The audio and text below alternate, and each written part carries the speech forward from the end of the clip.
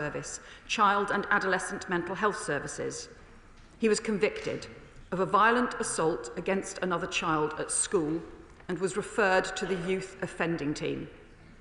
He was excluded from one school. He had long periods of absence from another. All those agencies had contact with him. Yet between them, they completely failed to identify the terrible danger that he posed. How did he fall through so many gaps? It is just unbearable to think that something more could and should have been done. So there are grave questions about how this network of agencies failed to identify and act on the risks. There were so many signs of how dangerous he had become, yet the action against him was far too weak. So families need the truth about why the system failed to tackle his violence for so many years. That is why we are setting up an independent public inquiry. Like the Angelini inquiry into Wayne Couzens, it will begin work initially on a non-statutory basis so that it can move quickly into action, but with statutory powers added later as required. We will set out the terms of reference and appoint the chair once we have consulted the coroner and given the families the opportunity to comment.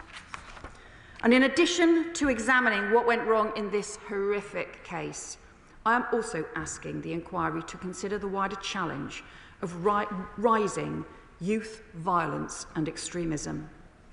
Because I have been deeply disturbed at the number of cases involving teenagers drawn into extremism, serious violence and terrorism, including Islamist extremism, far-right extremism, mixed and confused ideology, and the obsession with violence and gore. There has been a threefold increase in under-18s investigated for involvement in terrorism in just 3 years. 162 people were referred to Prevent last year for concerns relating to school massacres. The Met Commissioner has warned about young men who are fixated on violence grazing across extremist and terrorist content online. And Five Eyes counter-terror partners have warned about growing radicalisation of minors, happening as so many of our children and teenagers are being exposed to ever more disturbing materials online, an online ecosystem that is radicalising our children while safety measures are whittled away. The Online Safety Act illegal content codes of practice come into force in March, and the child safety codes should be in place this summer. But companies should take responsibility before then. The prosecution will provide more detail on Thursday about material Rudakabana searched for online, but I can tell the House the government is this week contacting technology companies to ask them to remove dangerous material that he accessed. Companies should not be profiting from hosting content that puts children's lives at risk. And let me set out 4 other areas where we're taking action in advance of the inquiry. Firstly, on Prevent. The Government and Counter-Terrorism Policing jointly commissioned an immediate Prevent learning review during the summer, and I will publish detailed findings following the sentencing. The 3 referrals took place between 3 and 4 years before the Southport attack, including following evidence that he was expressing interest in school shootings, in the London Bridge attack, the IRA, MI5 and the Middle East. On each occasion, Rudakabana's case was assessed by Counter-Terrorism Policing, but in each case, there was no onward referral to specialist channel support. The learning review has concluded the referrals should not have been closed, and that cases such as these, given his age and complex needs, should be referred to channel. It concludes that too much weight was placed on the absence of ideology without considering the vulnerabilities to radicalisation or taking account of whether he was obsessed with massacre or extreme violence. And the cumulative significance of those 3 repeat referrals was not properly considered. Mr. Speaker, the Prevent programme is vital for our national security, and its officers work with huge dedication to keep us safe. But we need it to be effective. Some changes have already been made since 2021, including new prevent duty guidance, new training for frontline workers on radicalisation, stronger policy on repeat referrals. And in September 2024, a new prevent assessment framework was launched, supplemented by robust training for all prevent police officers. But these changes do not go far enough. Given the importance of the programme, I cannot understand how it has been allowed to operate for so long without proper independent oversight. That is why I announced before Christmas the introduction of a new independent Prevent Commissioner with the power to review cases and to ensure that standards are being met. So I'm today appointing Lord David Anderson, KC, as an interim Prevent Commissioner to start work immediately, and his first task will be to conduct a thorough review of the Prevent history in this case to identify what changes are needed to make sure serious cases are not missed, particularly where there is mixed and unclear ideology. I've also tasked my department to conduct an end-to-end review of Prevent thresholds, including on Islamist extremism, where referrals have previously been too low. And we're looking at cases where mental ill health or neurodivergence is a factor and developing new arrangements with other agencies which may not meet the threshold for channel counter-extremism support, but where violent behaviour urgently must be addressed. Second, two shocking facts around knife crime emerged from this case. The Prevent Learning Review found that Ruda Cabana admitted to having carried a knife more than 10 times, yet the action against him was far too weak. And despite the fact that he'd been convicted for violence and was just 17, he was easily able to order a knife on Amazon. That's a total disgrace, and it must change.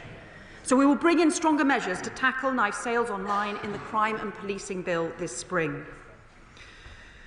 Mr. Speaker, thirdly, as the Prime Minister has set out this morning, we need to ensure our laws keep up with the changing violent and extremist threats we face. It is for the police and CPS to decide whether individual cases meet the definitions set out in the Terrorism Act 2000 when making charges. But given the growing number of cases where perpetrators are seeking to terrorise, even without a clear ideology, we need to ensure the law, powers and sentencing are strong enough to cope. I have therefore asked the independent reviewer on terrorism powers to examine the legislation in this area in the light of the modern threats we face. Finally, Mr. Speaker, let me address the issues of contempt of court. Because the British way of justice means information is presented to the court by the police and CPS with restrictions on what can be said beforehand, so the jury does not get partial or prejudicial information in advance to make sure that the trial is fair and justice is done. Social media puts those long-established rules under strain, especially where partial and inaccurate information appears online, and the Law Commission is reviewing the contempt of court rules in that light. But let me be clear, where the police, government and journalists are given clear advice from the CPS about contempt of court and about not publishing information in advance of a trial, if we did not respect that, and a killer walked free, we would never be forgiven. Mr. Speaker, there are times when something so unfathomably terrible happens that whatever words we find feel grossly insufficient. And that is how it feels over the Southport attack. So let there be no doubt. Responsibility for this outrage lies squarely with the perpetrator, but equally, in the wake of such a monstrous atrocity, we have to ask every question, no matter how difficult, and where change is needed, we must act. That is now our task. We owe that to the victims, to their loved ones, and we owe it to the country, because protecting the public is the first duty of the government and the shared purpose of this House.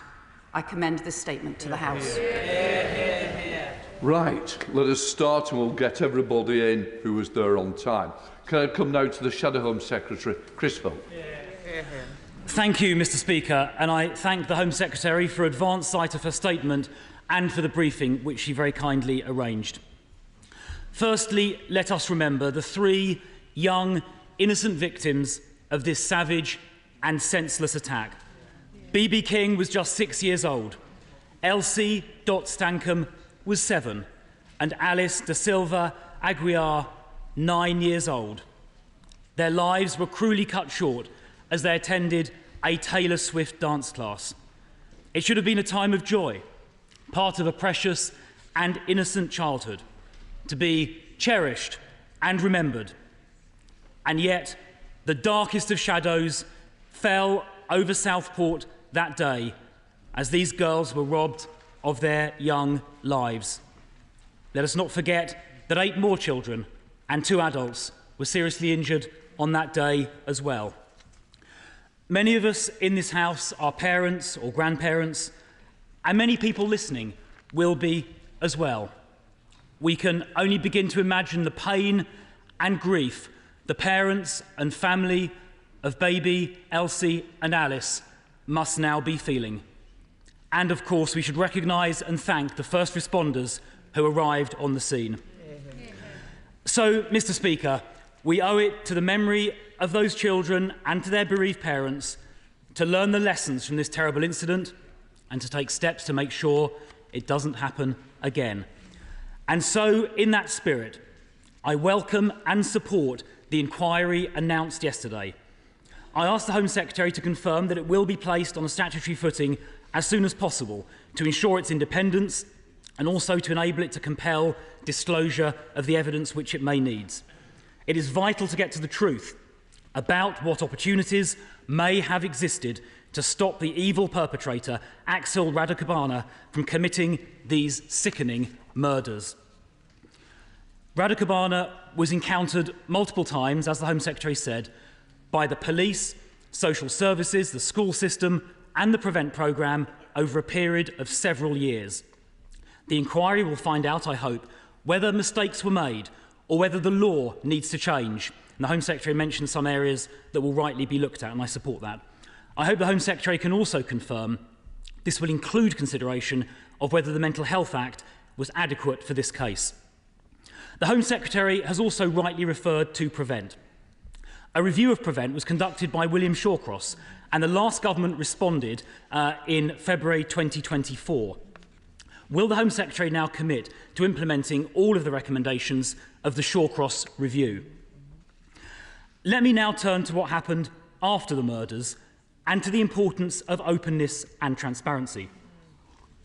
Firstly, and this is a very serious and important question, will the Home Secretary confirm that the inquiry will also cover the government, police and CPS response to the murders, and especially the handling of public communications and the appalling riots that followed?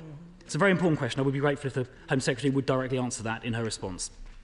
Now, the Prime Minister this morning acknowledged that he knew about the background to the case and to Radicabana himself, including the fact that he had been referred to Prevent on 3 separate occasions and that Radicabana had been found to be in possession of ricin, a highly toxic chemical, and a manual detailing al-Qaeda terrorist methods, itself an offence under the Terrorism Act.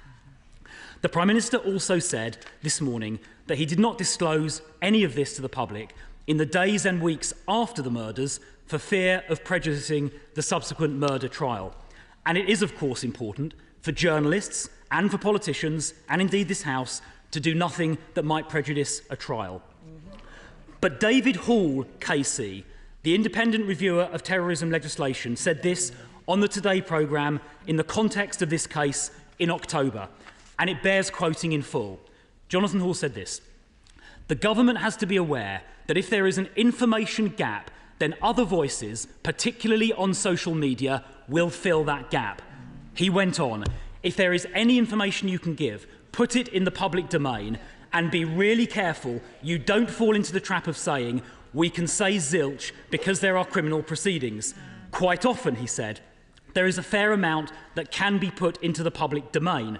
Jonathan Hall concluded by saying, "The police now realise that just saying there is a charge, we can't say any more, is not going to cut it these days."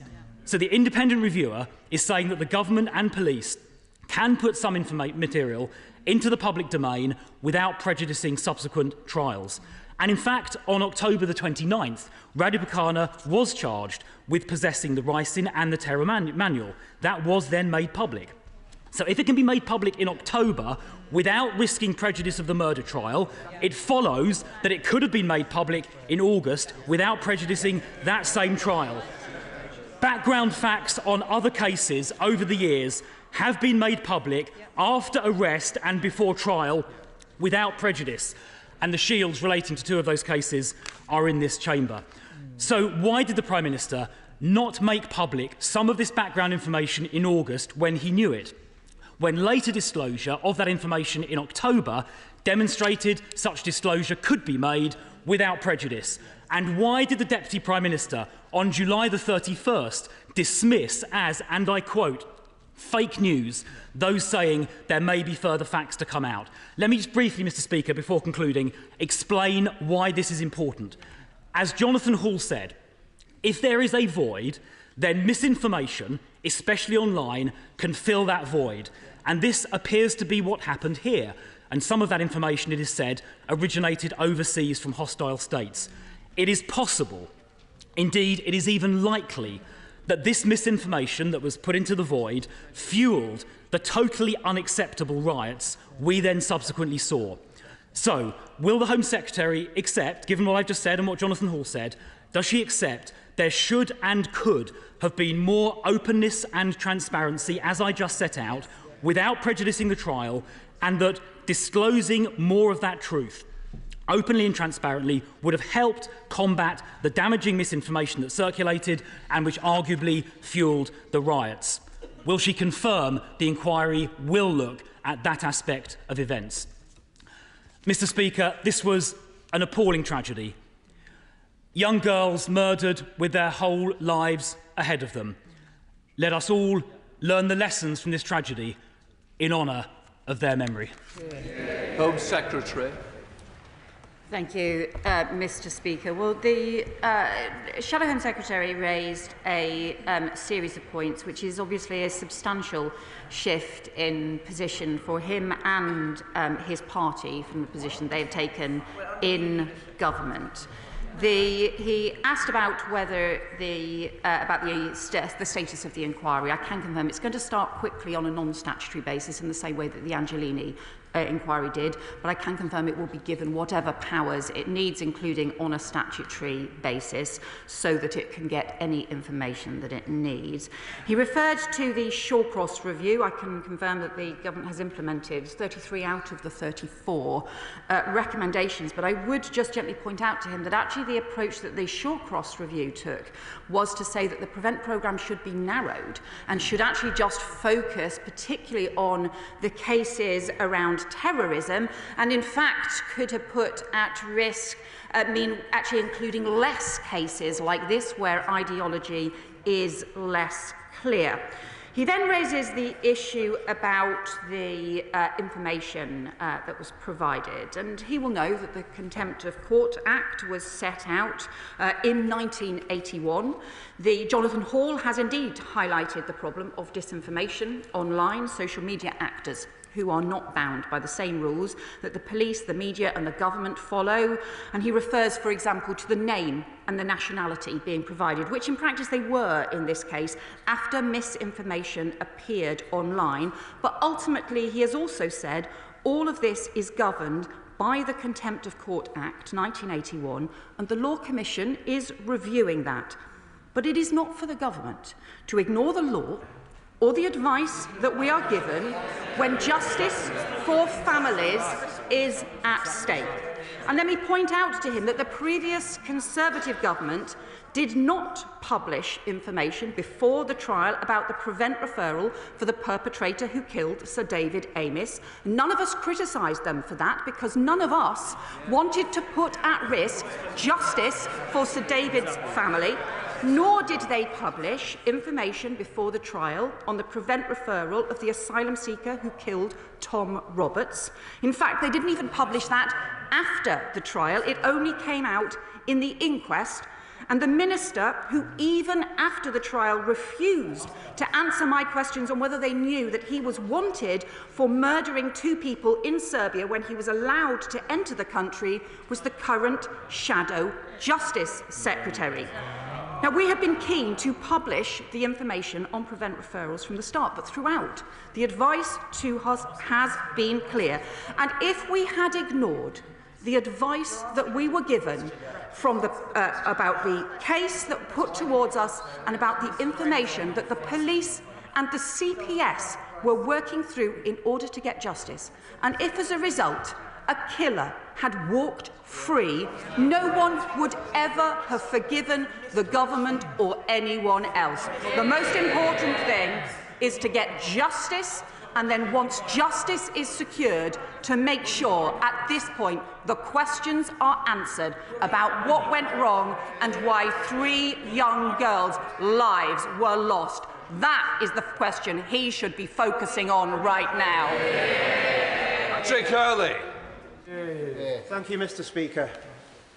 It's been another tough week for my Southport constituency. I'm sure members across the House will appreciate. I'd like to start by thanking the Home Secretary and also the Prime Minister for the calm, diligent way in which they've undertook their work over the last 6 months, and for the way in which they've been good friends to Southport.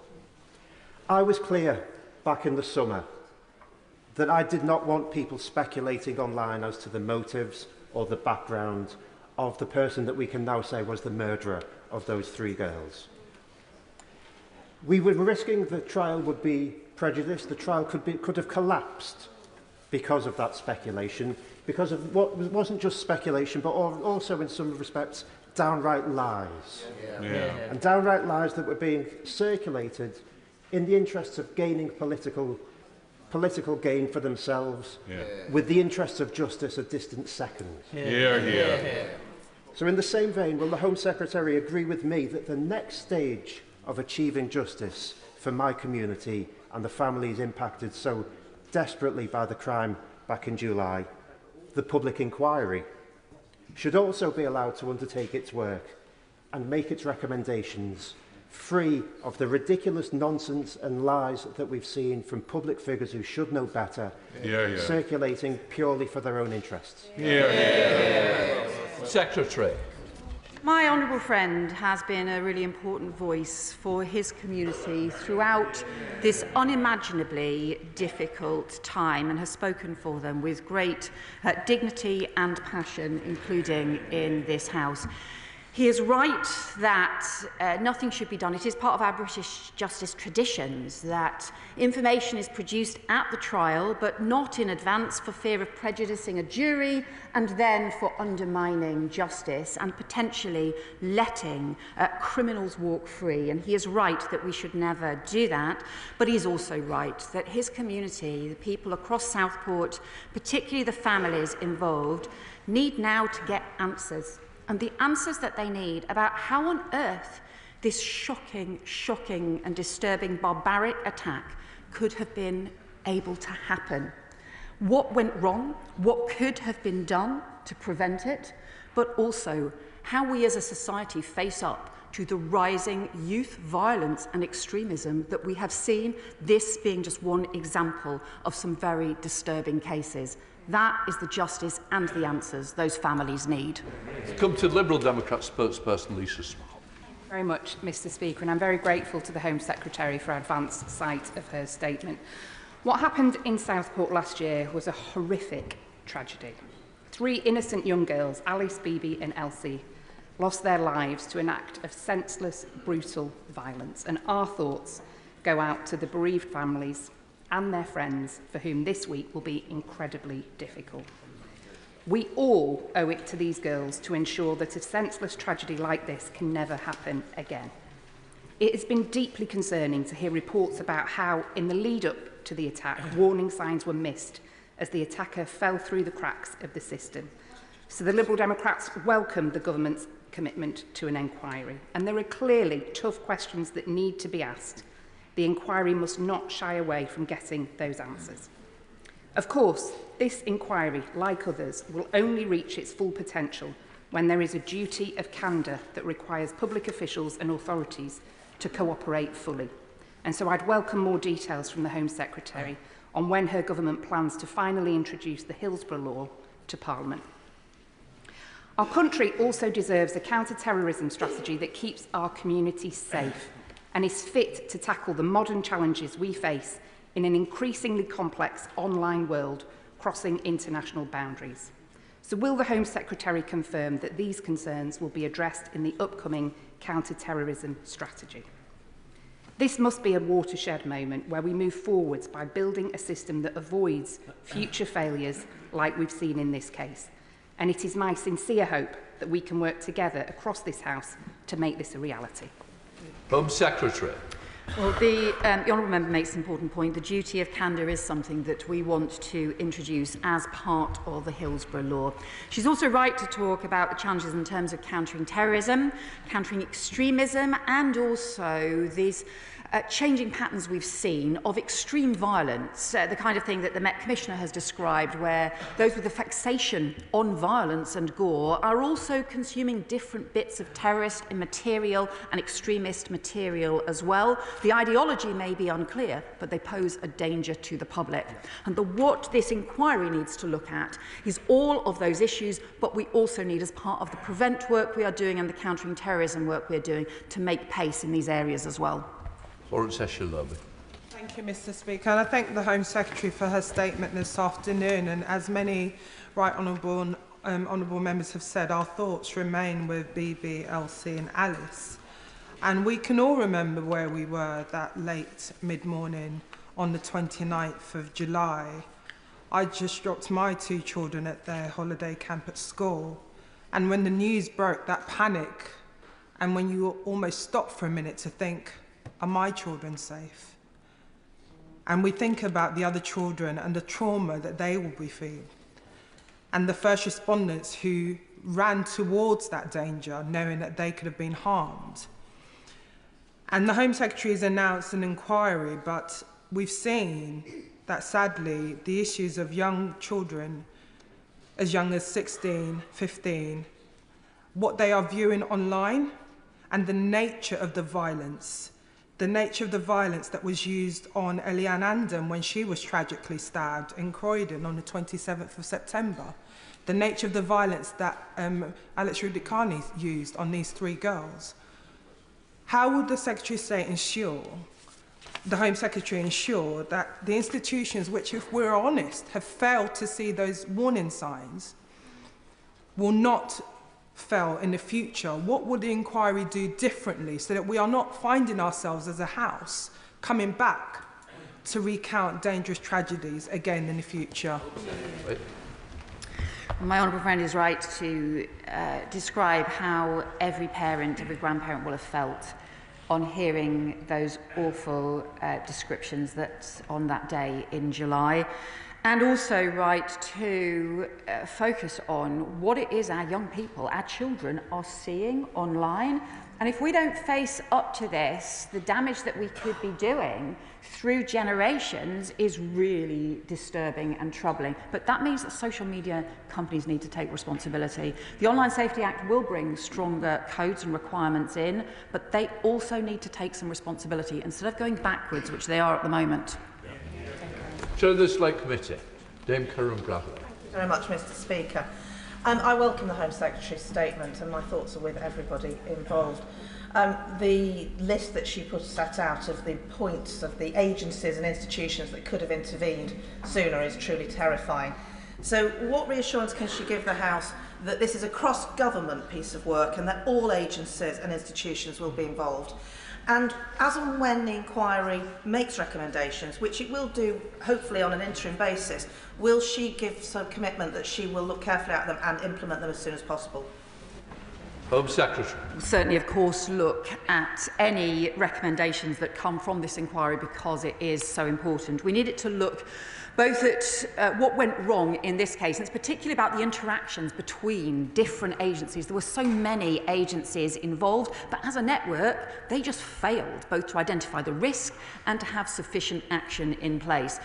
Lancashire County Council have done a initial rapid review, and there has to be a statutory child safeguarding practice review, and of course there also has to be a coroner's inquiry as well. However, our view is exactly that. These are not sufficient because of that cross-agency examination you need to do about all of the things that have gone wrong in this case. We have to start from the dangers that were posed in Southport to those children in such a devastating way, and then see why did the system so badly fail to protect children against those dangers, rather than just every organisation working in its own silo and only doing their bit and then leaving children at risk.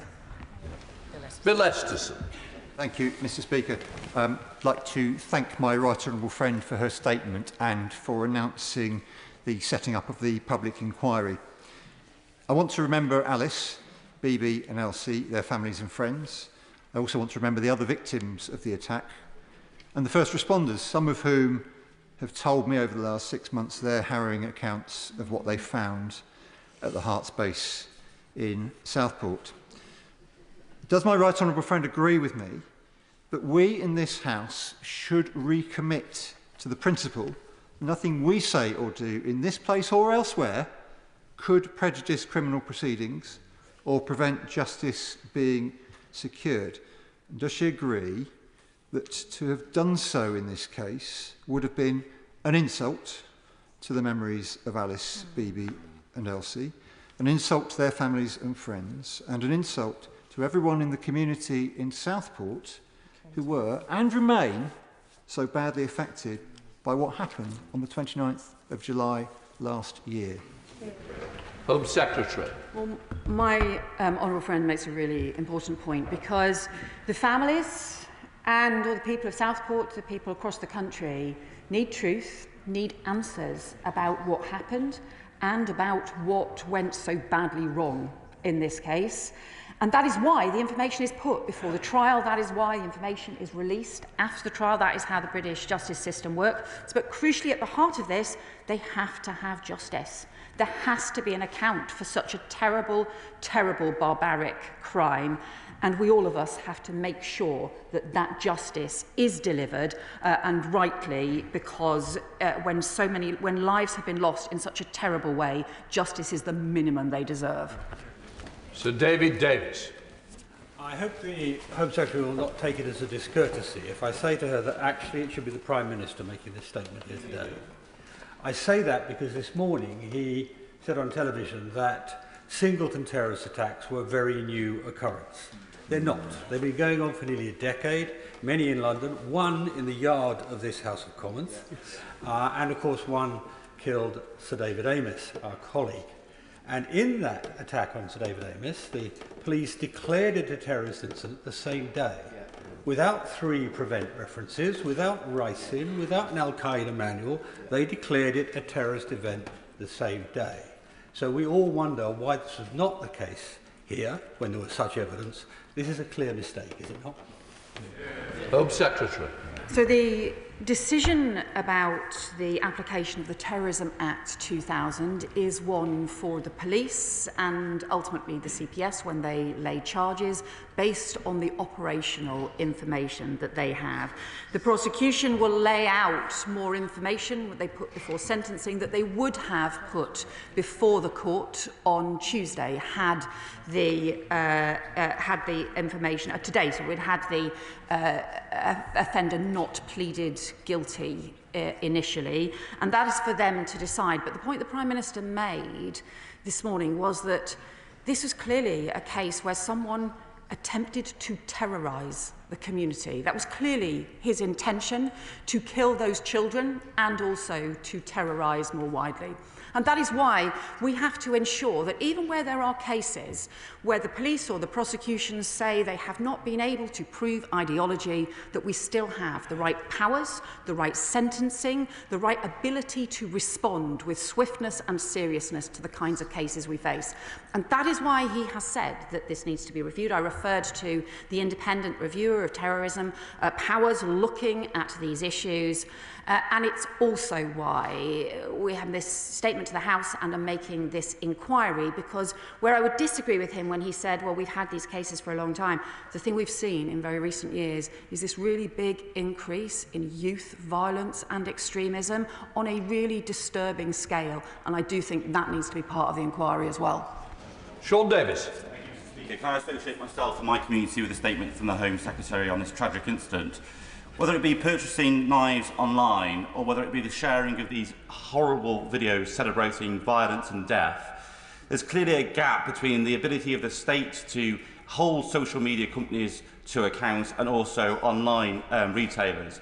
What more can the government do, together with the intelligence services, to take robust action and hold to account these companies that are allowing this, this extremism, this violence, this horror to be present on their social media companies? Secretary. Well, my honourable friend raises a really important point. We are raising with the companies some of the particular dangerous material that this terrible offender accessed online, and the police and prosecution will say more about some of that material later this week. But he's also right to highlight the issue around online knife sales, because we know in the case of Ronan Kanda, who was so brutally murdered by a ninja sword, where the perpetrator was able to get that, just buy it online, just pick it up with no age checks at all. And in this case, for a 17-year-old to be able to just get the knife that he was able to use online from Amazon, that is just frankly shocking. Commander Stephen Clayman has been doing a review for us on online knife sales and on the kinds of checks that should be taking place. And we will, based on that review, be bringing forward new measures to tackle this problem. James Cleverly. I'm particularly drawn to the line in the immediate learning review that it concludes that too much weight was placed on the absence of ideology without considering the vulnerabilities to radicalisation. I mean, the fact is, much of the challenge over the summer is because there was an understandable lack of public understanding of the distinction between a terrorist incident and a non-terrorist incident. Had this person done exactly the same thing, but was driven by a desire to create a caliphate here in the UK, this would, of course, be defined as a terrorist attack. The fact it didn't is of no solace to those families who have lost loved ones. Is it now not the time? And I appreciate this could be part of the review, but I would urge her to make sure this is a particular emphasis of the review, to get rid of this entirely arbitrary distinction with motivation and focus exclusively on the risk and the actions. Home Secretary. Well, I think the right honourable member, the former Home Secretary, makes an extremely important point here, because from the point of view of families, from the point of view of the community, this was an attack that was intended to terrorise the community, and also from the point of view of families, the real concern is about the scale of harm that they've seen, the loss of children's lives and the impact on that community as well. The law is set out in the Terrorism Act 2000, and there is also a serious consideration for different agencies about the nature of the response. So if you have an ideological attack or a motivation, then it may be that the kind of countering extremism response, the kind of support that the Channel programme provides, might be targeted in one particular way if it is around an extremist ideology that needs to be challenged and tackled and taken down, or alternatively, if the issue is around mental health or the issue is around obsession with violence and gore, those may need different kinds of response. But he is right that the threats, from the point of view of the community, will feel the same. That's why the law needs to be looked at again, but it's also why we need to have this inquiry that can look at where the gaps are in the way in which different state agencies respond, because we've seen those growing gaps, and we've seen, obviously, those gaps in the most traumatic of ways in this case. Thank you, Mr Speaker. Can I welcome the statement the Home Secretary has made today? And in her statement and in the Prime Minister's speech this morning, they have painted a terrifying picture of how terrorism is changing in this country and the threat that we face is evolving, especially with the proliferation of extremely violent online content, and which is having an effect on mixed ideologies and from ideologies across the spectrum. Clearly, part of the response to this is going to be the response of the intelligence services. So can the Home Secretary tell us about how the intelligence services will be responding to this evolving threat and what the government is doing to prevent this growth of extremism through extreme online content? Home Secretary. Well, he's right that what we seem to have is cases where there is extreme violence or obsession grows around extreme violence, and then you have young people who then may cast around to maybe consuming different kinds of terrorist material or extremist material, but at its heart may be an obsession with violence as well. So different circumstances then require different kinds of response, but actually the scale of the growing obsession with violence should be a serious concern to us, because you do think, what are we allowing to happen to our kids and to our teenagers if we've seen this kind of obsession grow? And that's why we need action. Clearly, the focus of the intelligence and security agencies is around those cases where particularly there is organised ideology and radicalisation, as well as state threats. But we have to deal with the kinds of threats that our society faces much more widely, and that means everyone needs to be part of it. Can I associate myself with the remarks of colleagues about the murder of these 3 wee girls, the bravery of the first responders, but most of all we think about the families of those left behind. Can I also agree that the way in which we talk about these kind of cases, we have a responsibility to the victims to make sure we do so responsibly while keeping the government under scrutiny?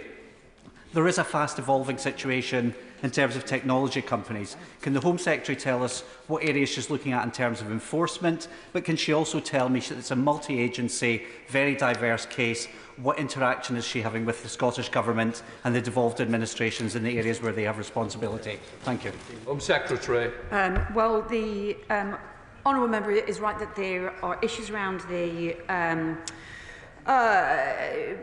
responsibility of social media companies, and the stronger powers will obviously be brought in as part of the Online Safety Act, but we are urging the companies to take responsibility now and not to continue to profit from really dangerous material that is putting kids at risk.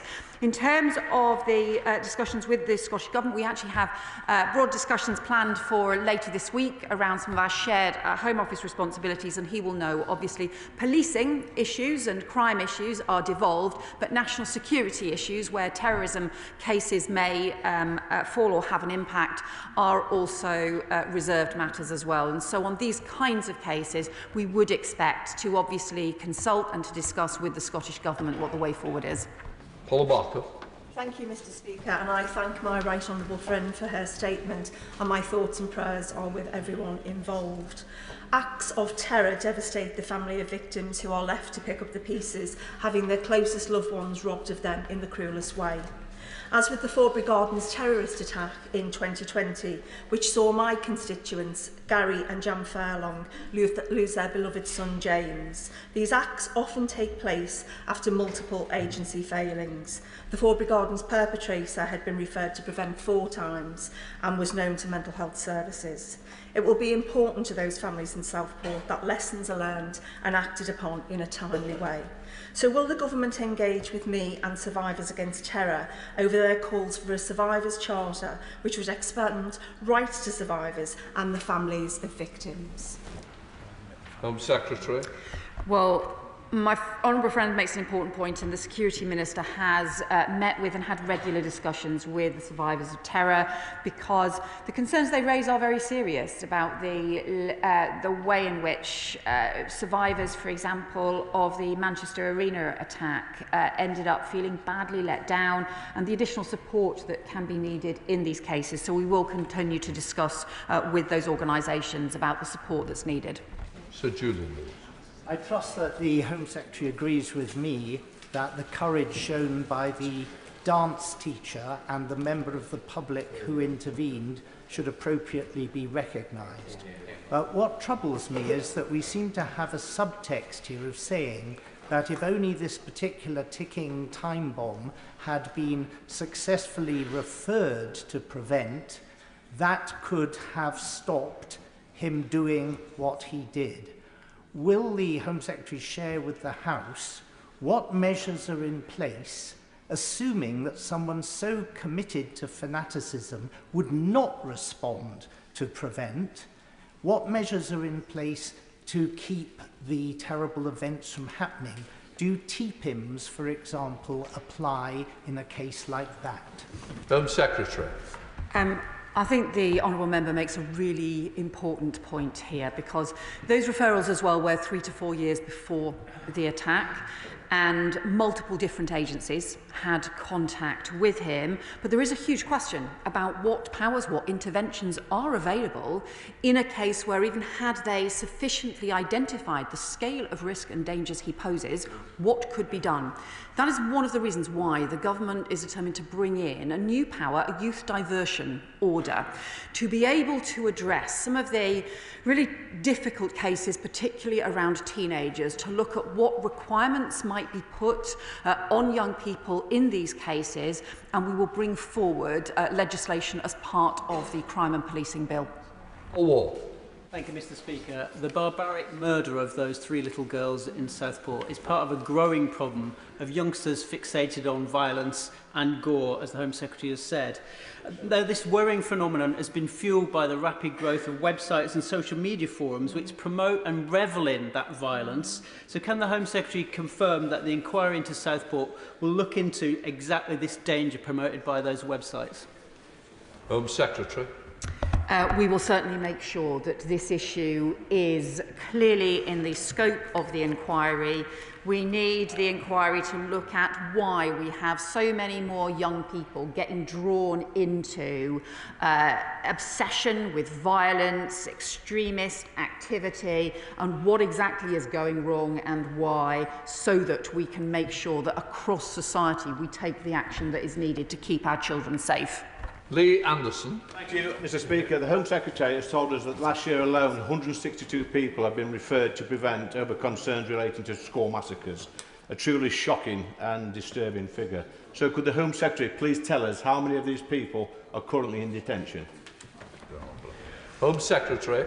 Well, he will know that the referral to prevent can be for young people who may have expressed an interest in school massacre, as opposed to those who have yet committed a crime. But the point of the PREVENT programme is to try and get early intervention to take action to prevent young people committing crime. My view is that the powers are currently not strong enough to prevent young people committing crimes or getting drawn into this extremist violence, and that is exactly why we need to introduce the youth diversion order. That is a stronger power for the police to be able to take action in these extremely serious cases. Mike Tapp. Thank you, Mr. Speaker. It's important to note that this attacker is a terrorist.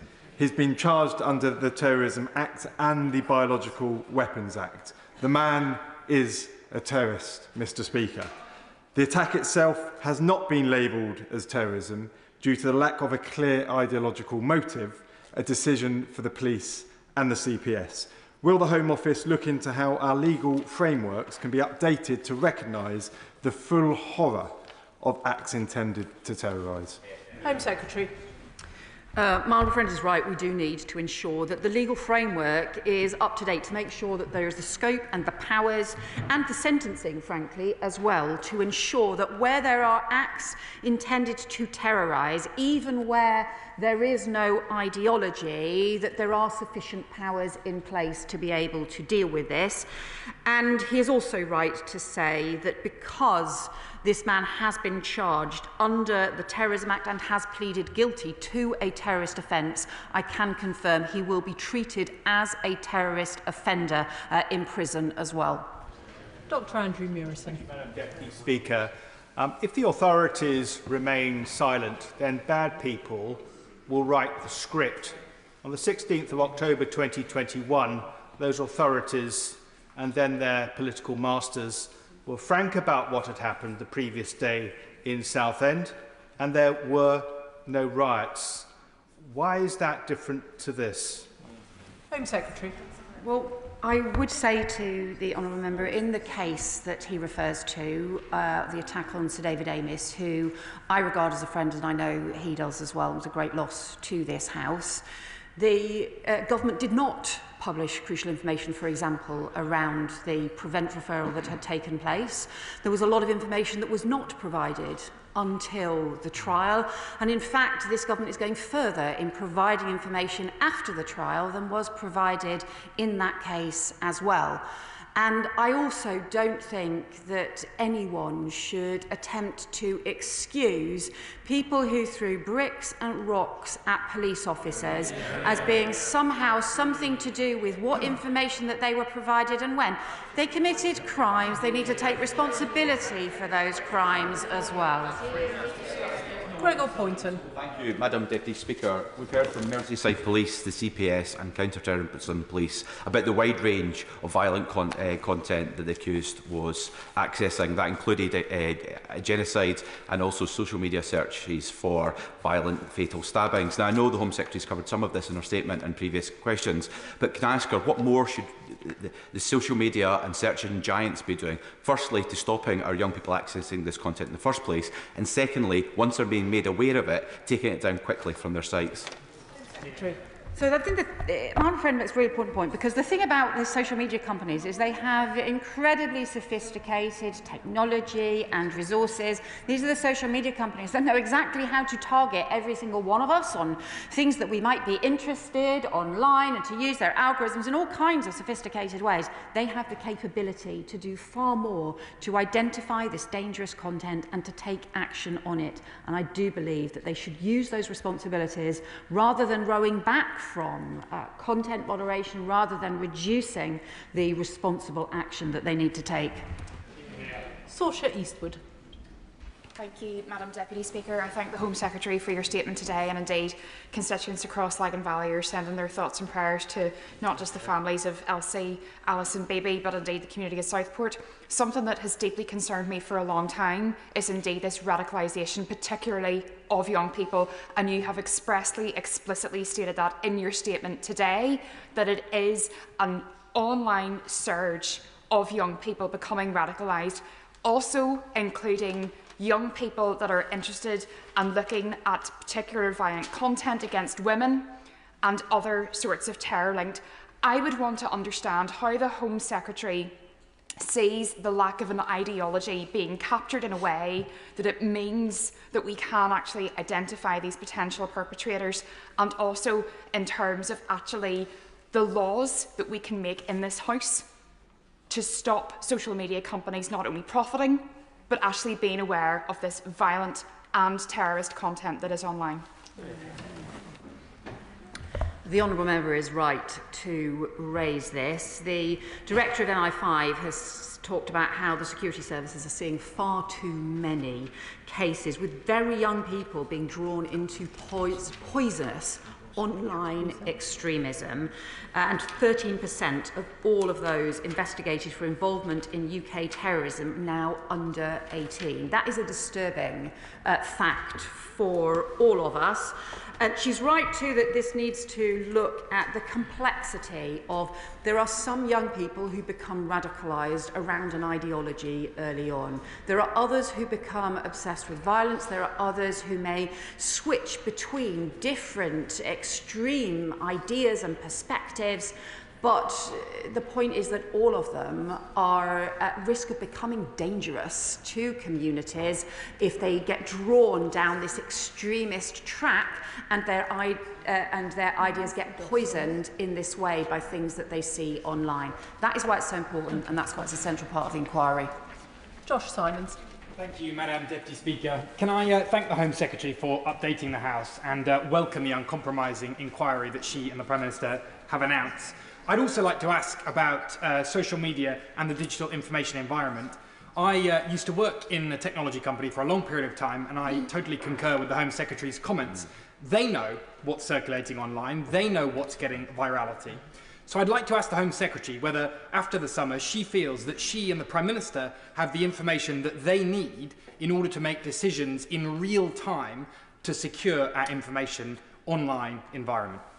Home Secretary. So, the honourable member makes an important point. I don't think that anyone would suggest that in the end, ministers are in a position to make decisions on individual cases. What we need is the right kind of framework in place. Clearly, the Online Safety Act will put new structures and systems in place. The Prime Minister has made clear this morning that we should not shy away from taking any further action that is needed in order to address this, because fundamentally, if this is impacting on the safety of our children, we do need to act. Nick Timothy. Thank you, Madam Deputy Speaker. The Prime Minister's denial in August that Rudy Cabana was being investigated for offences under the Terrorism Act didn't protect the trial, because we found out these facts anyway when Rudy Cabana was charged in October. And the same disclosure didn't cause other trials, such as that of the Parsons Green tube bomber, to fail before. I'm not talking about the details of prevent referrals, which the Home Secretary has used in answers to similar questions, but of the information that was disclosed in October. If a jury knew that before the trial, why couldn't the Prime Minister have told the country the truth in August? Home Secretary. Well, the honourable member will know that the investigation is carried out by the police. The Crown Prosecution Service decide what charges to lay and also decide, based on the evidence that they have gathered, how and when those charges should be laid. That is the British justice system that we have. It is the decisions made by police, it's decisions made by the prosecutors. They are rightly independent of ministers, and to be honest, I strongly believe, as part of our British judicial tradition, that independence must continue. Conor Naismith. Thank you, Madam Deputy Speaker. From everything we have heard so far, the murderer in Southport was someone with a history of violence and a fascination with violence, and someone who was just 17 years old at the time of this horrific attack. There are no circumstances in which he should have been able to buy a knife himself. So will the Home Secretary agree with me that we have to get to the bottom of how that deadly weapon was able to end up in his hands and ensure that teenagers are unable to buy these kinds of weapons in the future? Home Secretary. Honourable friend is right here. The perpetrator should never have been able to buy a knife online, and it is really disturbing that it is still far too easy, despite all of the cases that we've seen in the past, it is still far too easy for young people to be able to get access to knives online. That is why we will take action as part of the crime and policing bill, including taking action on online executives so that they take responsibility for the kinds of checks that need to take place. Shockout Adam. Thank you, Madam Deputy Speaker. I'd like to thank the Minister for her statement. 3 referrals to prevent, 5 referrals to the local police force, multiple referrals to multiple hubs. Yet we still didn't protect Elsie, Alice and Bibi. We have failed them. We must ensure this never happens again. Would the Minister agree that whoever is the perpetrator, the victims are always terrorised? And does she agree that obsession with ideology may have been an underlying factor why we miss this perpetrator, and we need to relook at the Shawcross recommendations of ideology obsession? Secretary. Well, he's right that the Prevent Learning Review did identify that in this particular case, the focus on ideology may have meant that some of the vulnerabilities to radicalisation were missed.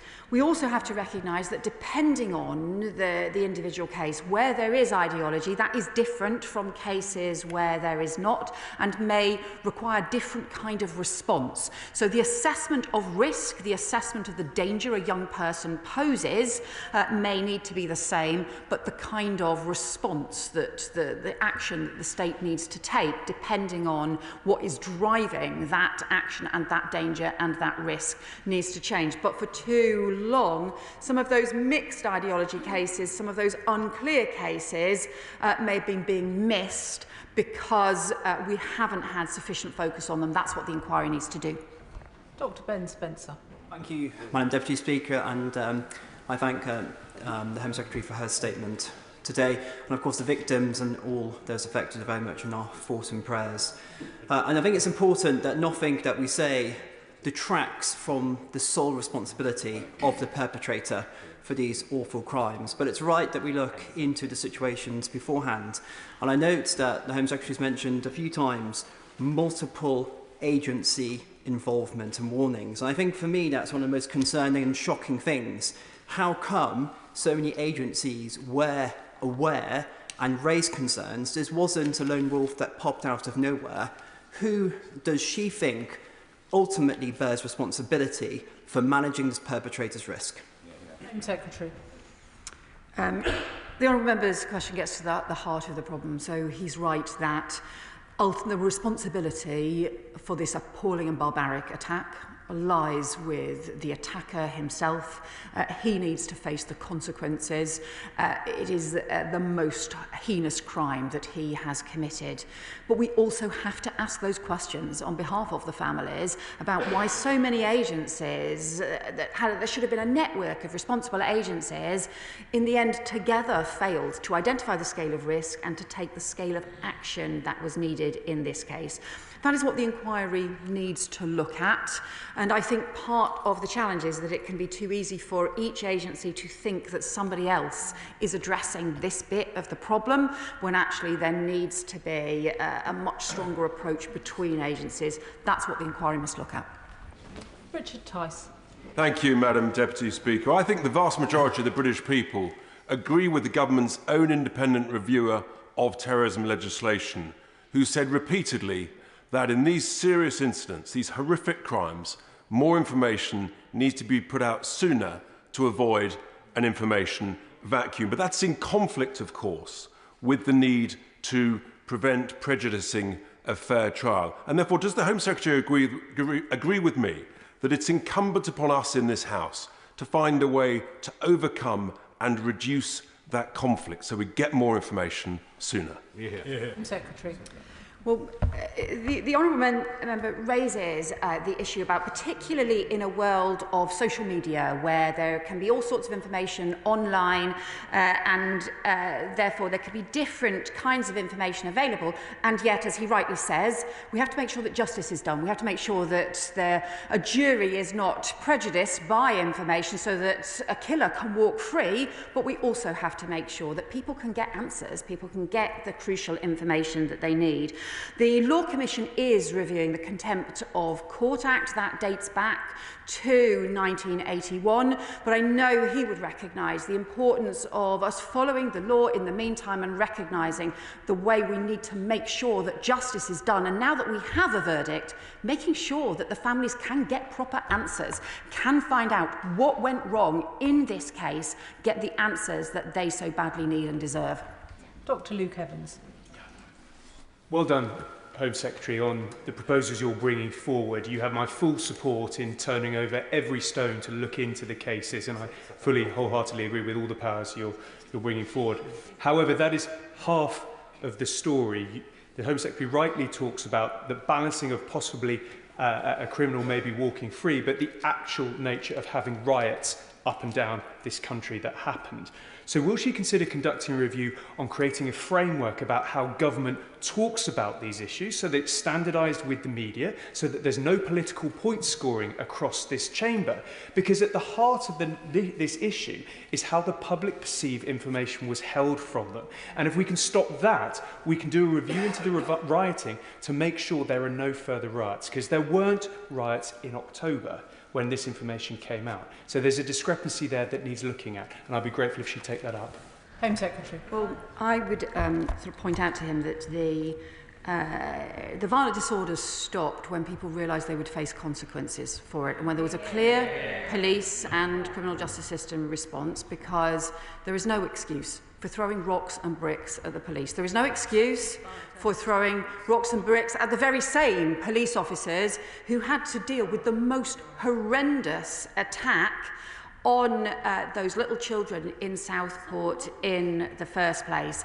And I think it's really important that this inquiry and this focus now needs to be on getting those children the answers, getting the answers for the families, for those children, the answers that they need about what went wrong in this terrible case, and not trying to somehow excuse a bunch of thugs who were throwing rocks and bricks at the police, for whom, frankly, there is no excuse at all. Jim Allister. As we reflect on the horror of the murder of these 3 young girls, we all and the public have many questions. Will the terms of reference of the inquiry permit an answer to this question? How far did the inaction by the various agencies, how far was it influenced by fear of disturbing racial or community relations? Was that a factor in the inaction? And in terms of the inaction, we heard there were 3 ineffective referrals in this case to prevent. We've also heard of 162 other referrals to prevent. Have those referrals since been reviewed as to the adequacy of how they were dealt with? Home Secretary. Well, specifically on that point, the reason I have introduced the new Prevent Commissioner, and Sir David Anderson, Lord David Anderson, is now beginning that work as the Interim Commissioner starting right now, is because there is currently no independent review of Prevent decisions, of Prevent processes. Now, I think that's a problem because the decisions that Prevent takes are incredibly important. They need to be effective. We need to make sure that standards are maintained, and that's why we need to make sure there's an independent review. We have independent inspectors in other aspects, for example, of policing or other aspects of the work that public services do, but we need the independent commissioner to be brought in. So that allows him to be able to review not just this case, but also similar cases as well. And in terms of the scope of the inquiry, the Prime Minister has already made clear this morning, this inquiry will follow the evidence wheresoever it takes the inquiry, and no stone must go unturned. Ben Obsi-Jekti. Thank you, Madam Deputy Speaker. On what date were the Prime Minister and the Home Secretary made aware that Axel Rudakabana was in possession of ricin and an Al-Qaeda training manual? And will the inquiry cover public communications after the murders? Well, ministers were, of course, updated throughout, and the Home Office was advised about ricin in August, and we were advised about the document much later on in October, and we made sure that the official opposition were also briefed. But in the end, those decisions and investigations are matters for the police on an operational basis. That is the tradition that we have in this country, where we have operational independence for policing, and why we also have the operationally independent decisions made by the CPS. And I actually think it is really sad that so many members opposite have chosen to simply ask questions about the timing of information when they know that this is governed by the Contempt of Court Act, and when they know this is about providing justice for families who lost their loved ones, rather than asking the serious questions about why that terrible and horrific and barbaric act took place. And I would really just ask him and other members who've decided which issues they want to focus on, they need to consider very seriously what they think is the most important issue here when so many lives were lost. Rupert Lowe. Thank you, Madam Deputy Speaker. In her statement, the Home Secretary says, "Let there be no doubt, responsibility for this outrage lies squarely with the perpetrator." That's indubitably true, but I would argue there's blood on the hands of this myriad of very difficult to understand government agencies and quangos who charge around in ever-decreasing circles and blame everybody else when something goes wrong. So on that basis, will the Home Secretary commit to reviewing every single dropped or downgraded case where Prevent failed to act appropriately in order to avoid another heartbreaking catastrophe like this one?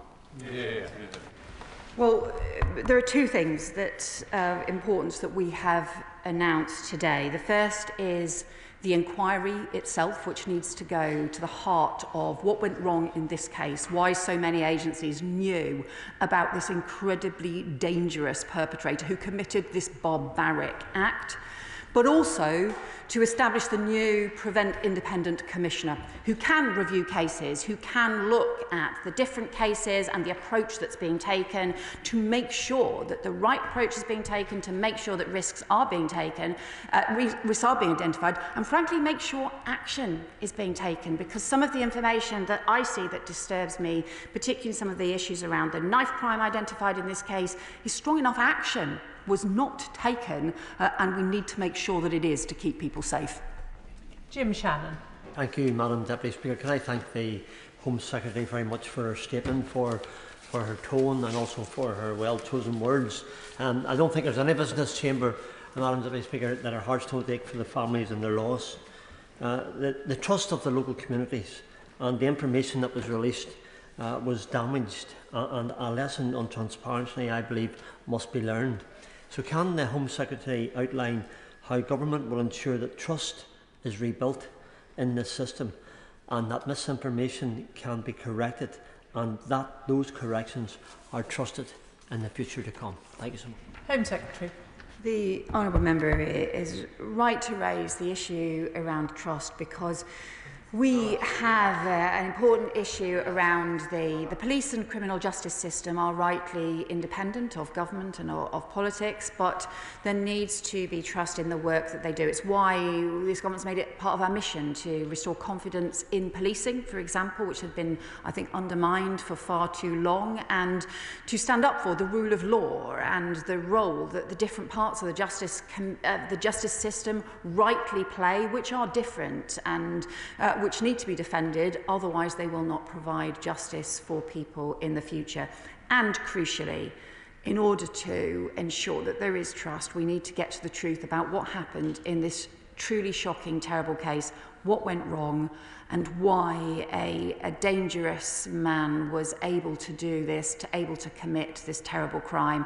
Above all, for all of us, should be to keep in our minds and in our hearts 3 little children and their families and all those who've been affected by this truly appalling attack. Make sure we get them the truth and answers, and also make sure that we can do everything we can to prevent such terrible crimes. Can I thank the Home Secretary for her statement and ask that members who are planning to leave the chamber do so quickly and quietly.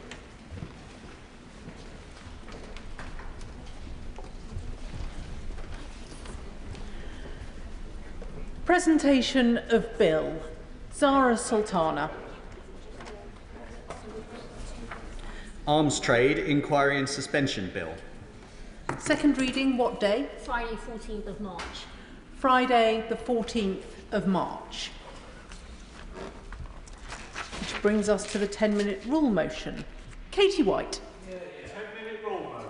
Thank you, Madam Deputy Speaker. I beg to move that leave be given to bring in a bill to prohibit the practice of bottom trawling in marine protected areas in England and